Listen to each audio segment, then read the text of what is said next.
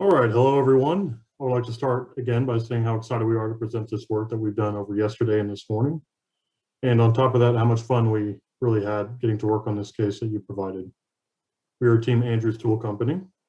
I am Colton Williams, and I'm here with my teammates for this case, Andy Hamilton, Trong Nguyen, and Jacqueline Turner. We have our very unconfined roles here listed as well, but this really was a team effort, and each of us worked on every part of this case together. Now, before we get into the case, we wanted to speak on one of the first things that we found when researching your company. This sentence was one of the first that we saw when we were trying to get an idea of what you value as a company. This is a very simple message. BNSF is focused on keeping the railroad moving forward, meeting customers' needs, and serving the communities where our employees live and work. While it is simple, it was able to tell us that you value reliability, customer service, and being involved in the communities in which you're in. I hope you can see these values when hearing our recommendations and our presentation. For starters, I'd like to briefly cover the agenda for this presentation. We'll begin by doing a really quick overview of our recommendations, some of the background information we received, as well as assumptions that we made when coming to our recommendations and our overall goal. Additionally, we'd also like to cover some analysis about the different locations we chose, the potential for leveraging a new technology, and finally, implementation timelines and risks and risk mitigation before getting to our conclusion. For our first challenge and recommendation, we decided to choose San Marcos, Texas for our first LC, with Stockton, California and Jasper, Alabama as potential options down the line. For the other two challenges and recommendations, we decided leveraging a new technology enhancing and allowing real-time transportation visibility, as well as ways for you to continue your already high level of sustainability. Now, some of the considerations we took were the background, assumptions, and goal. As far as background, we were given 10 potential locations for our new LCs. And we were also told that container freight was not to exceed more than 20% in these new LCs. As far as assumptions, we assumed that developed land would cut out the general site preparation cost and time. And since we didn't have a financial aspect for the agricultural spec building, we went ahead and used the average of the other buildings, which actually came out to equal 200,000, same as the clean energy spec building. As far as considerations, we took competition's routes into consideration in regarding the proximity between them and the potential LCs. We took a look at profitability with both the minimum and maximum cost scenarios. And of course, we kept sustainability in mind during all of this. The goal to provide BNSF with the most profitable solution while also leveraging technology and fulfilling sustainability. Getting into our first recommendation, we made a pretty obvious choice for us at least, that the first location would be San Marcos, Texas. Now, our work showed that this actually had the highest potential, at least financially, for all the industries, but we found many qualitative factors beyond that as well. For starters, it resides in one of the fastest growing regions in the country, with its 300-mile span covering 5 of the largest cities in the country, including Houston, Dallas, Fort Worth, Austin, and San Antonio. Even though it has that potential overlap with a current LC and your headquarters, it still far surpassed any other location in terms of potential. For our industries, we decided to start with clean energy while adding a second tenant in agriculture in the second year. According to the case, this is something that you have not done before, but the potential here with mixing these industries, we think is well worth the investment. We decided to buy all 205 acres of land on a railway and highway, as the flexibility and time saved by using both will be useful towards a quick launch. And then along that same line of thinking, we decided that to buy it as developed land to avoid complications in the setup process and save even more time. While this decision is certainly the best financially that we were able to find, we also saw some additional benefits beyond that. With an initial focus on clean energy, it fits right into your direction as a sustainable company. On top of that, we've all recently seen the energy problems that Texas and other areas are facing. This move will be positive financially, as well as fit right along with that stated value that you had of serving the communities where your employees work and live. Okay, now digging into the financials a little bit, we found some pretty lavish numbers coming from the potential of San Marcos across all of the industries. On the far left column here, we see that clean energy revenue potential, as well as the minimum cost that could be used to set up an LC in San Marcos. As for our costs, they include a yearly amortized value of the initial cost, and this is spread out over 8 years, the first 8 years, and this is in addition to the yearly upkeep cost. Now, we know that there are probably other costs outside of those provided to us in the case that would most likely keep us from seeing an immediate profit in year one, as well as at a very large 65% profit margin after 10 years. But it's still pretty incredible with these numbers given that we were able to get this. Directly in the column to the right, we decided to run the same potential revenue numbers against an LC that was run at max cost. It works the same as the previous one, except we are running with max acreage and all the costs associated with that. As you can see, we were still able to be profitable on the books by year 2 and a nice 46% profit margin after 10 years. These next 2 columns are the same line of thinking, except going over the agricultural industry.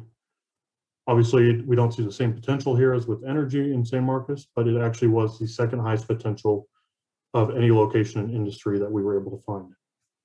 And finally, on the far right is our recommendation. Again, we plan to start off year 1 in the energy district while adding that second tenant in agriculture year 2.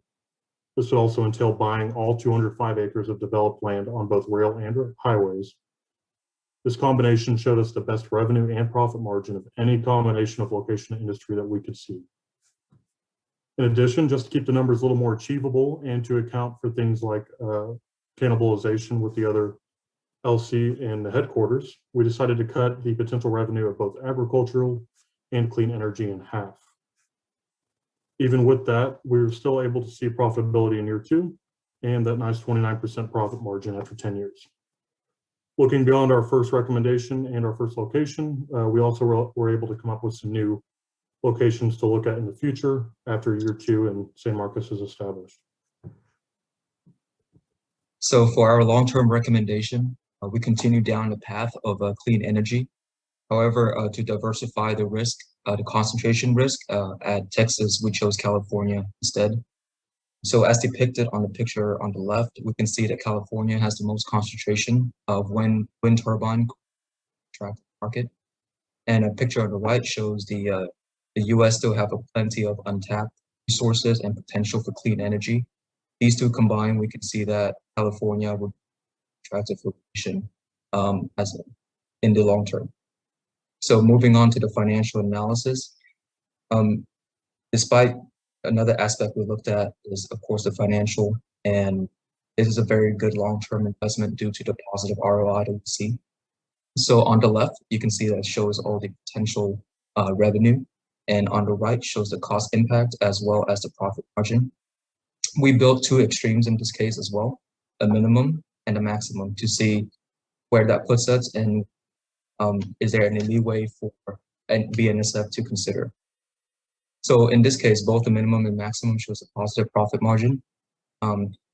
This is pretty obvious because it ties back to the map that we showed earlier, that it has the most solar usage in California.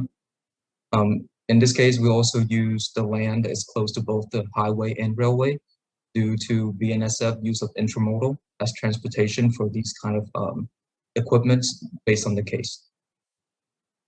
Our third recommendation is going to be, away from clean energy, but more into the infrastructure in Alabama. Here, the map that Esri provided here, we were able to see that anywhere you see a small train shows a lack of competition within that state.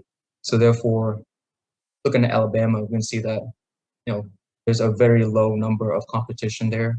Couple that with number of population that we found using Esri, you see that this is a very competitive investment opportunity in NSF in the future. Of course, moving on to the financial analysis, formatted the same way as the California slide. Revenue on the left, cost and profit is on the right. We also built 2 extreme scenarios. Obviously, the conservative side yields a positive earning. However, it decides to show you that the maximum acre or the maximum case in this case shows a negative profit margin. reason why we're showing this is to recommend BNSF should not buy the whole land, because that would eat into their profit margin. However, able to calculate that BNSF should buy consider about 80% of the acre of the land, because anything that's more than 10%. Another really attractive thing about Alabama is it has a very low startup cost compared to other states. So therefore, it's very ideal for downstream in the future. Treat this at a downstream DC structure, and also leveraging the total population that Alabama has. Shifting gears a little bit to the section of the case that asked about how can BNSF leverage emerging technologies and really capitalize and make it a differentiator between their competition. We first sought to understand what technologies are companies using in the same industry and what pain points are they solving. A recent article published by CSCMP announced that companies are struggling to handle and tackle the Amazon effect, if you will. And the Amazon effect is where consumer expectations are rising rapidly, and they're demanding the highest levels of service and faster than ever deliveries. And after researching further technologies, keeping the mission statement of BNSF in mind, we deep dived into several emerging technologies and found 4 that shared a lot of similarities and synergies. And we believe that BNSF can leverage these synergies to improve visibility into supply chain operations. They can reduce their opportunity costs associated with excess inventory holding, as well as idle capacity, and truly leverage these technologies to create a comparative advantage in how we service our customers. And to keep BNSF on the cutting edge of technology, we recommend BNSF adopt a real-time transportation visibility platform, which is a cloud suite of applications, which we identified the 4 technologies that complement each other perfectly here. First, starting with blockchain, implementing this third-party SaaS solution in a 2-phased approach. The first phase consisting of the 4 different technologies and components here on the left, starting with blockchain, that's going to give us end-to-end visibility for both our LCs and our consumers. Pairing that with IoT to ensure shipment quality, as well as capture data along the way that's going to fuel our future data-driven decisions, as well as give automated safety alerts when conditions may potentially be hazardous in a real-time setting. So pairing blockchain and IoT with the predictive analytics and the reporting dashboards allows us to more readily use the data that we're capturing, and again, be able to use the data that we're capturing to make informed decisions and be able to improve our operational efficiencies. Phase 2, we recommend implementing 3 to 5 years after the go live of phase 1, with the focus on building and improving upon the capabilities that we've already established, specifically implementing 5G and upgrading our IoT devices to get even more real-time data analyzed in a much more speedy fashion. And when we were putting together this recommendation, we considered the possibility of independently developing these different platforms in-house, but ultimately decided that the fastest way to get these technologies off the ground and up and running is to go with a third-party provider.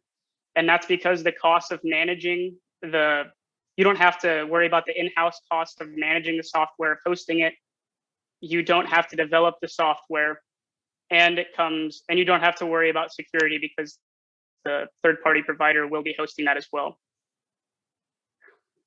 And to quantify these effects, we leveraged Gartner's extensive survey data and identified that the greatest benefits of implementing a real-time transportation visibility platform would be through the cost savings associated with late shipment penalties, reducing the opportunity costs and optimizing our idle capacity and our inventory holdings, as well as reducing the labor costs associated with customer service. And we are further able to extrapolate on these with Gartner's data as a benchmark for how other companies have leveraged these technologies with varying results. And what we did was we researched and found BNSF's 10K financial statements, and then extrapolated that using this toolkit that Gartner has available. And doing 3 different scenarios, we saw that all 3 of the worst case scenario, the best case scenario, and the most likely scenarios all had a positive ROI after 5 and 10 years, with the most likely case having an annual savings of roughly $85 million.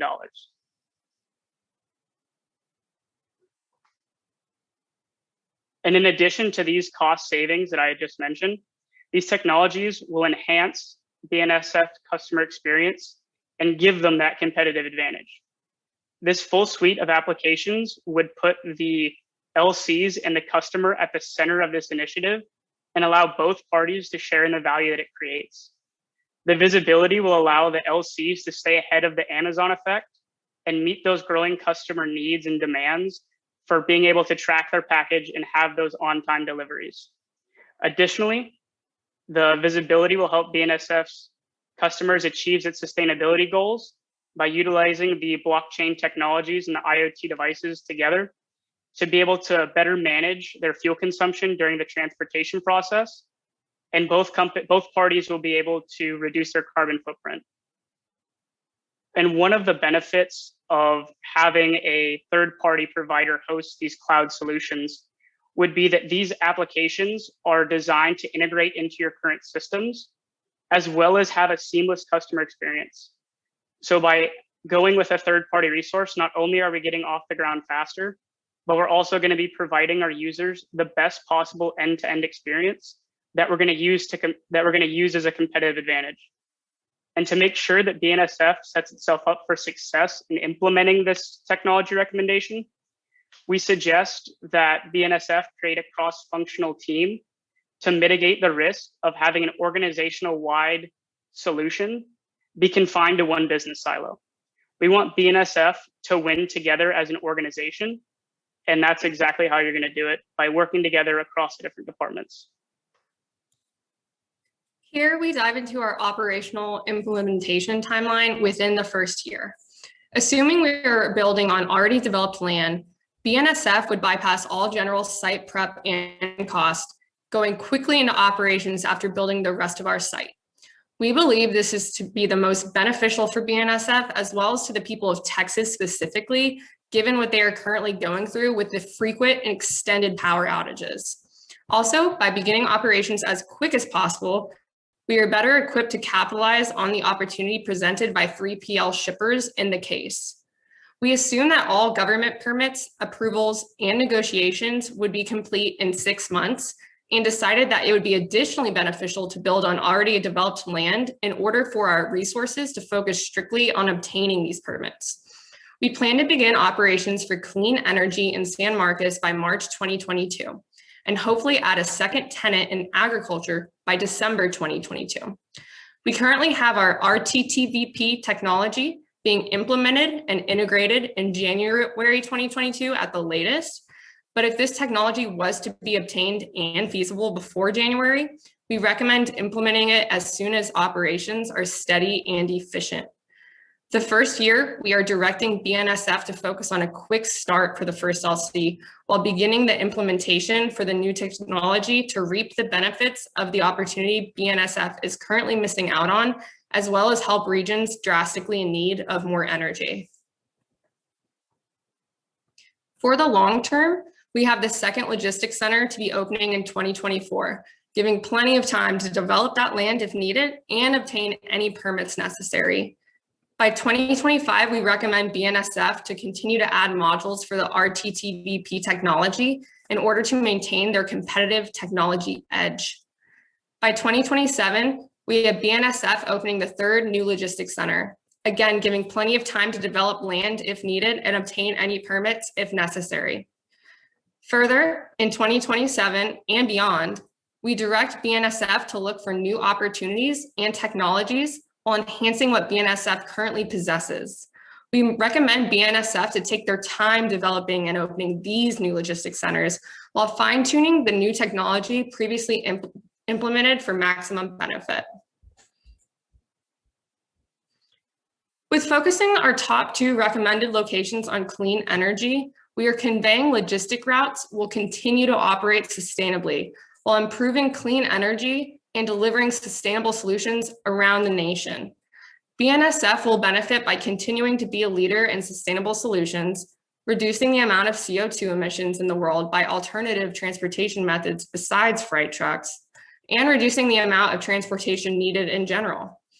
In the eyes of the customer, BNSF would be helping them fulfill either their personal or their professional sustainability goals and their triple bottom line by reducing CO2 emissions and offering increased routes for a greater amount of sustainable shipments. For all these reasons, the Earth will also be benefiting dramatically with less CO2 emissions, 3 to 4 times greater fuel efficiency, leading to a lesser amount of transportation energy consumed, and the increased amount of clean energy in the world. The Earth is the real winner here. When assessing risks and different risk mitigation strategies, 3 main risks came to mind. First, we thought there could potentially be a risk if the RTTVP technology does not create a competitive differentiation for BNSF. While we deem this to be somewhat likely, we believe this impact would be small. Our mitigation plan for this risk entails open and frequent communication with customers and LCs, emphasizing the shared value of RTTVP. The second risk we identified was if demand for clean energy was over forecasted for future years. We deem this risk to be less likely and to have a little bit more of an impact than the first risk. To mitigate this, if it were to occur, we recommend expanding logistics centers, operations, and routes to serve more areas that would utilize this clean energy. We also deem this risk to be unlikely, as we are seeing in circumstances like the ones presented in Texas. More energy is needed now more than ever.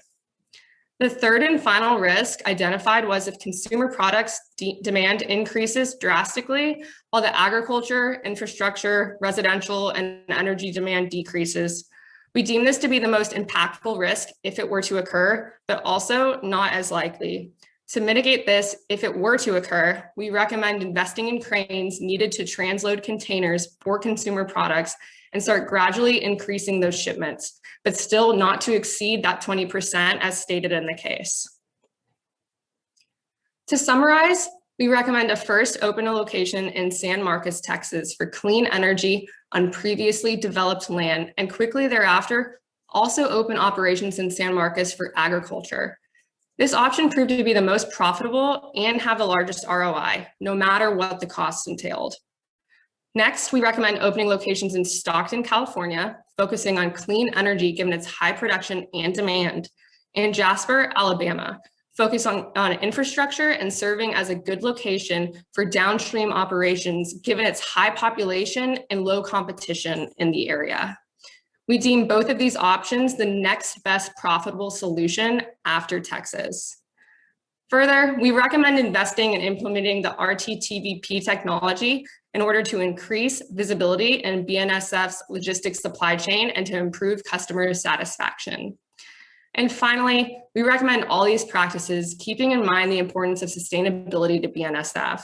With these recommendations, BNSF would not only be helping its customers become more sustainable, but also be helping the Earth in the long run. And with that, we would love to entertain any questions you may have.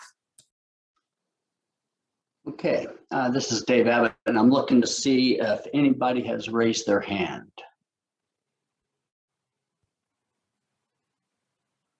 Yes, Mike, why don't you go ahead and come off? Sure, well, I'll jump in. So on your implementation timeline, you guys had a start date of, I believe it was March of 2021 to look at land, obtain permits. What drove your decision to wait until October of 2021 to issue RFPs for the RTTVP providers? Yeah, great question. Andy, do you want to take that one? I most certainly would. Thank you for asking that question, Mike. So the reason that we pushed off having that RFP process and vendor selection process until October is because we never want to put the cart before the horse. We want to make sure that BNSF creates the cross-functional team and sets those goals and boundaries for this initiative and can be able to measure the success appropriately, and that these business units are working together and it's not just siloed. So we wanted to make sure that we had that groundwork before we go ahead and selecting a vendor. Great, thank you. Okay, Cindy. I wanted to make sure I wasn't on mute. So I have a couple. So I'll start with one, Dave, if someone else wants to come in and come behind in there. So for San Marcos in particular, you talk about your priority industries being first clean energy and then agriculture. Can you describe the process you went to eliminate the others, right? So they all had kind of contention in the San Marcos area. And I know part of the challenge was to apply different analytics techniques. Can you describe how you eliminated or why in particular these ones surged to the top? Yeah, Colton, if you'd like to start that one and then I'll add on to whatever you have to say, that'd be great. Absolutely. Yeah. So I'll start by saying what we initially did. We went through and kind of ranked each location 1 through 10 based off their industry. We kind of used that as a benchmark. But as we went along, we realized that those numbers didn't necessarily correlate to the revenue, net income, and costs for developing each of these industries with these locations. Those two industries within San Marcos were by far the highest, saw the highest income. And that was kind of our starting point. In addition, the benefit of clean energy towards sustainability and public image for the company, we thought was a very big plus. And then we were only limited to 2, sadly, based off the acreage allowed with the requirements that we met. So all 4 could potentially be very good options, but these 2 certainly brought the most in terms of finances and overall for the company. And what was the agricultural product that you were planning on out of San Marcos? So a lot of that would be a downstream base. The market for agriculture in the central Texas and beyond areas was by far the largest that we saw. We did see early in the case that wheat was on a flat curve in comparison to things like rice, soybeans, and some other stuff. And those industries were booming significantly as well in central Texas. So that would mainly be the focus, but all ag products could be stored and used as a downstream in San Marcos. And to add on, the business software tools that we used, we were using ArcGIS and business development web app, obviously, but we ran a suitability analysis on all the different options: agriculture, energy, industrial, and residential, and we weighted those in a specific way, and Texas yielded the top scorecard. We actually have in the appendix if you'd like to see for all of those. But again, as Colton said, agriculture and energy deemed to be the most profitable, and so we went with those as our top 2 choices given the restraints in the case. Thank you. Okay, we have 3 more questions, and I believe we have Alec next. Okay, thanks, Dave. My question is, you identified 3 risks and you came up with mitigation plans around those, but I think one of the key risks I found missing was permitting. In your timetable, I think you assumed 6-month permitting. Did you evaluate permitting timelines as a separate risk and evaluate and compare those across the different options? So I'll start with that one, and if any of my teammates would like to add after, please do so. So for the first 6 months and like the first LC that we implement, we really didn't deem it as a big risk because we thought we would have all hands on deck trying to achieve these permits. We did try to do some research, and obtaining permits is kind of a luck of the draw type of situation. Sometimes it moves faster, sometimes it doesn't. But for the second LC and the third LC, we built in a lot more time to obtain those permits in the background, way before implementation or even construction of the LC begins. So we think we mitigated more of the risk for the second and third LCs by giving BNSF so much more time to obtain those permits. Okay, And thank you. I would like to add on to that. You go to slide 23, please, Andy.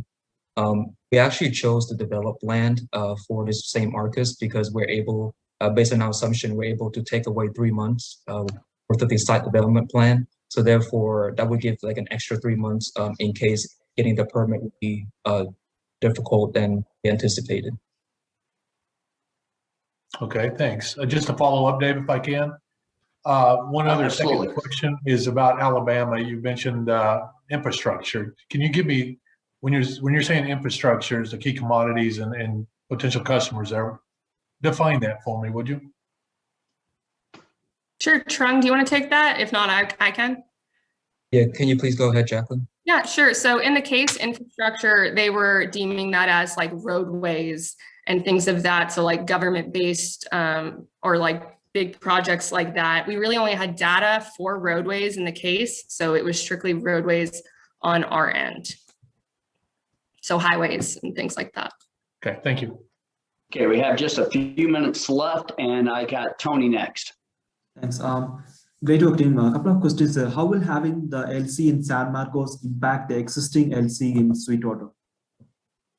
Yeah, great question. Colton, you want to take that one? Absolutely. Yeah, thank you for that. So that was a big hesitation for us early on, was building the only LC location that would actually merge or interfere with another LC, and not to mention the headquarters. We really just saw it as just such a huge advantage and financial gain over any other, that the potential was just that large. And working with this other, I would imagine that these two LCs would work to establish boundaries, and not only that, about their field of operations, obviously working together, but also be more industry specific. Obviously, I know that at least for that LC, it's not as prevalent in clean energy based off what we were able to find as San Marcos. So the industries might not necessarily actually clash with each other, so that cannibalization wouldn't happen. Okay, we have 2 minutes left, and I believe, Joshua, you're up. Yeah, somewhat related to the previous question, but in the Jasper, Alabama scenario, you mentioned the lack of competition. So I was wondering, how did the numbers that you presented in the financial analysis between Jasper and San Marcos factor in the possibility of capturing maximum market share? Were those numbers factored for a certain percentage or not? Trung worked on that, but I'll like to jump in real quick if I can, and then hand it off to Trung. For the agriculture and the energy LC in San Marcos, we did reduce our revenues by 50% for both of those in our estimates, which was presented earlier in the presentation. And that was kind of accounted for all those reasons. I'll let Trung explain about Jasper, Alabama. Thank you. Yeah, so we, in order to counter for that, what the question you brought up, we actually added potential costs in there. For example, we actually chose the undeveloped land because we wanted the land to be cheaper, because we understand that the land will be, since it's be less competitive, we have time to be involved in there in order to gain that market share. So we've been first building the infrastructure, a really well foundation to help establish our market there. And in addition to that, I'm sorry, Dave, did you? No, it's go ahead and just wrap up. Okay, so in addition to that, the market share that we believe we did the population on ESRI, and we don't expect any population, any competitive, certain competitive gain in that area by the 2027. So therefore, the market share should not be affected as much as we anticipated. Okay, well, it is 1:50. I want to thank all of you. A lot of hands are still up, so provocative presentation, a lot of questions given, and a lot of questions are going to be held back. So thank you very much, and congratulations on being part of the competition. Congratulations. Thank you for your time. Thank you so much for having us. Nice job. Nice job, team.